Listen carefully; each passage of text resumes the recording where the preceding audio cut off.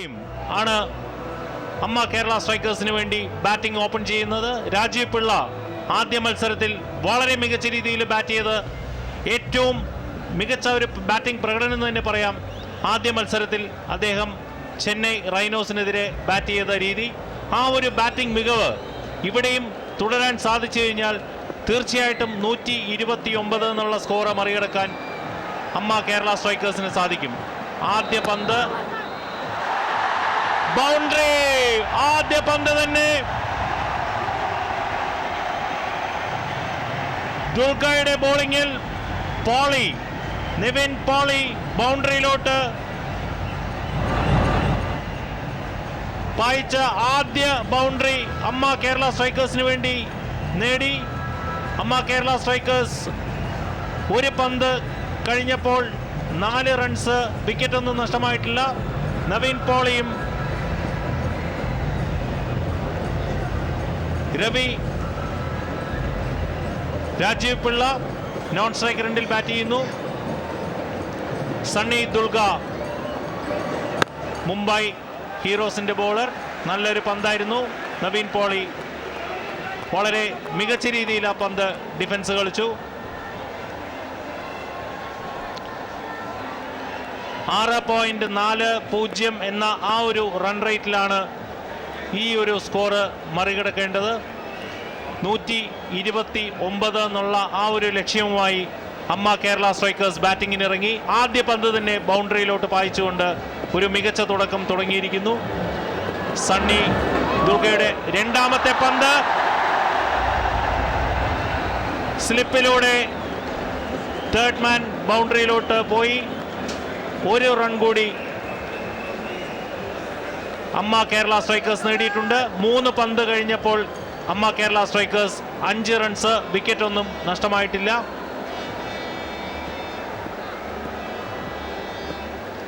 ആദ്യ boundary leg by 4 റൺസും വീണ്ടും 1 റണ്ണ് ബൈയിലൂടെയുമാണ് അമ്മ കേരള സ്ട്രൈക്കേഴ്സ് നേടിയത്. നവീൻ പോളി ഇപ്പോൾ നോൺ സ്ട്രൈക്ക് രണ്ടിൽ ബാറ്റ് ചെയ്യുന്നു.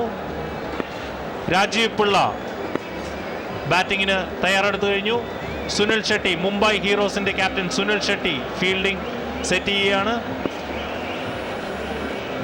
കേരളത്തിൻ്റെ ചലച്ചിത്ര മേഖലയിലുള്ള എല്ലാ പ്രതിഭകളും കലൂർ അന്താരാഷ്ട്ര സ്റ്റേഡിയത്തിൽ ഈ മത്സരം കാണാനും അമ്മ കേരള സ്ട്രൈക്കേഴ്സിനെ സപ്പോർട്ട് ചെയ്യാനും. വീണ്ടും ഒരു ഓവർ ത്രോ,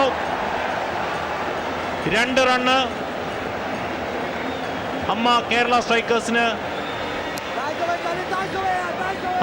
സ്ട്രൈക്കേഴ്സിന്റെ സ്കോർ 7 റൺസ് ആയിരിക്കുകയാണ്.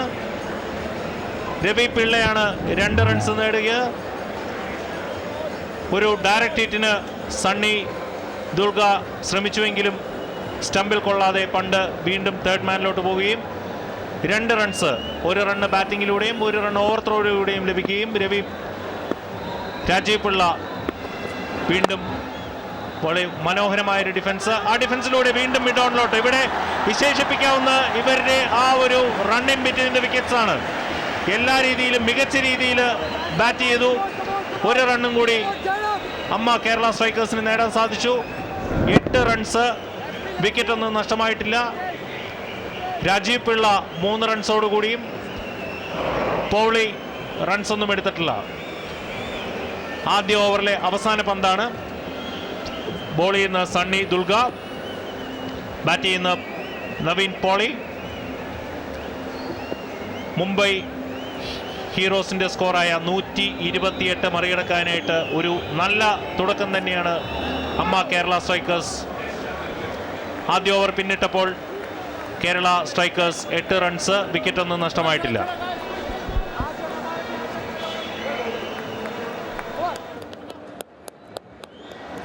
ബോളേഴ്സിനെ അത് കണ്ടമാനം അത് പ്രതികൂലമായി ബാധിക്കും. ഇവിടെ കാണുന്നത് ആദ്യത്തെ ഓവറിൽ തന്നെ നമ്മുടെ റൺ റേറ്റ്, വേണ്ട റൺ റേറ്റ് 6.45 ആണെങ്കിൽ തന്നെ ആദ്യത്തെ ഓവറിൽ തന്നെ വളരെ ഭംഗിയായി അവർ 8 റൺസ് എടുത്തിരിക്കുകയാണ്. ഒരു ബിറ്റ്വീൻ ദ വിക്കറ്റ്സ് ഓടുന്നതിൽ ചില റിസ്ക് എടുത്തെങ്കിലും തീർച്ചയായിട്ടും കേരള സ്ട്രൈക്കേഴ്സ് വളരെ ഭംഗിയായിട്ട് അവരുടെ 1ാം ഓവർ തുടങ്ങിയിരിക്കുകയാണ്. അങ്ങനെ ഇവിടുത്തെ റിത്തേഷ് മറ്റേ എൻഡിൽ നിന്നും വരികയാണ്. റിത്തേഷ് റോഡിൻ്റെ നിന്ന് വരികയാണ്. റൈറ്റ് ആം ഫാസ്റ്റ് ബോളറാണ്. അദ്ദേഹത്തെ ഫേസ് ചെയ്യുന്നത് രാജീവ് പിള്ളയാണ്. റിത്തേഷ് അവരുടെ ബോളിങ്ങിൽ അവരുടെ ബാറ്റിംഗ് സമയത്ത് പോലും നല്ലൊരു സ്കോർ 15 റൺസ് എടുത്തെങ്കിലും വളരെ ഭംഗിയായിട്ട് അങ്ങേര് ആ മിഡിൽ ഓർഡറിൽ കളിച്ചിരുന്നു. റിത്തേഷിൻ്റെ ഒന്നാമത്തെ ball out side the leg stump, അതൊരു വൈഡായിട്ട് പ്രഖ്യാപിച്ചിരിക്കുകയാണ് അമ്പയർ ദണ്ഡവാണി. ആ ഒരു ബോൾ വൈഡായിട്ട് പ്രഖ്യാപിച്ചിരിക്കുകയാണ്. അപ്പോൾ കേരള സ്ട്രൈക്കേഴ്സിൻ്റെ ടോട്ടൽ 9 ആയിരിക്കുകയാണ്. വിക്കറ്റൊന്നും നഷ്ടപ്പെടാതെ ആണുള്ളത്. എന്തിനായാലും നല്ലൊരു തുടക്കം തന്നെയാണ് കേരള സ്ട്രൈക്കേഴ്സ് ചെയ്തിരിക്കുന്നത്. രാജേഷ് അദ്ദേഹത്തിന് രണ്ടാമത്തെ ബോൾ ചെയ്യുന്നു. നല്ലൊരു ഗുഡ് ലെങ്ത് ബോളായിരുന്നു. അതിലൊന്നും രാജേഷ് പിള്ളയ്ക്ക് ഒന്നും തന്നെ ചെയ്യാൻ പറ്റിയില്ല. അങ്ങനെ ഈ ഒരു 6.45 എന്നുള്ള ആ ഒരു ഫസ്റ്റ് ഒരു 6 ഓവറിൽ തീർച്ചയായിട്ടും ഒരു 8 റൺസിൻ്റെ ഒരു ആവറേജ് വെച്ച് പോവുകയാണെങ്കിൽ തീർച്ചയായിട്ടും ഒരു 48-50 റൺ വരികയാണെങ്കിൽ ഈ 129 റൺസ് എന്നുള്ള ലക്ഷ്യം തീർച്ചയായിട്ടും നമുക്ക് വളരെ ഭംഗിയായിട്ട് നേടാൻ പറ്റുമെന്നാണ് എനിക്ക് തോന്നുന്നത്. ക്രൗഡൊക്കെ വളരെ അക്ഷമരായിട്ട് നോക്കി നിൽക്കുകയാണ്. ഒരു നല്ലൊരു ഷോട്ട് രാജീവ് പിള്ളിയുടെ കവറിലേക്ക് കൂടി ബ്യൂട്ടിഫുൾ ഗ്രൗണ്ടിൽ കൂടി കവറിലേക്ക് കൂടി 4 റൺസ് പോയിരിക്കുകയാണ്. അങ്ങനെ കേരള ടോട്ടൽ 13 വന്നിരിക്കുകയാണ്. ഒരു മനോഹരമായൊരു ക്രിക്കറ്റ് ഷോട്ട് എന്ന് തന്നെ പറയാം. ബാക്ക് ഫുട്ടിൽ കവറിലൂടെ രാജീവ് പിള്ള.